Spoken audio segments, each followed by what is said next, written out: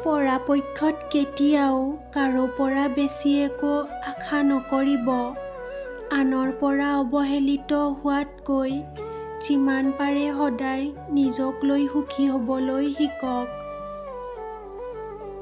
মই কাকো ক'ব যোৱা নাই যে মই ভাল বুলি, কিন্তু এইটো সঁচা, আজিলৈকে কাৰো বেয়া চিন্তা কৰিও পোৱা নাই।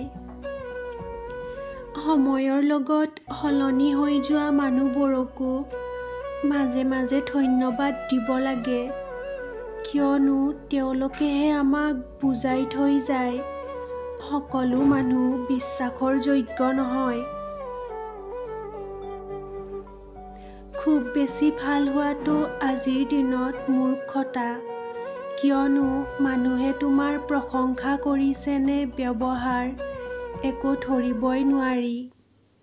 মানুহৰ অভিনয় বৰ ভয়ানক। মায়াভৰা মুখখন দেখিলে বুজিয়ে নাপায় যে তাতো বিশ্বাসঘাতকতা আছে। কিছুমান মানুহে আমাক খুব ভাল শিক্ষা দি যায়, যেনে ধৰি লওক কাকো সহজে বিশ্বাস নকৰিব, কাকো বেছি ভাল নাপাব, কাৰো বেছি ওচৰ চাপি নাযাব। আমি এনে এটা যুগত বাস কৰিছোঁ, কষ্ট যিমানেই নহওক কিয় থাকিব মনে মনেই লাগে।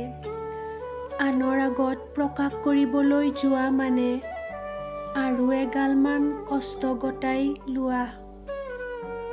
কিছুমানে ব্যস্ততাৰ বাবে সকলো পাহৰি যায়, কিছুমানে আকৌ সকলো পাহৰি থাকিবলৈ নিজকে ব্যস্ত কৰি ৰাখিব বিচাৰে।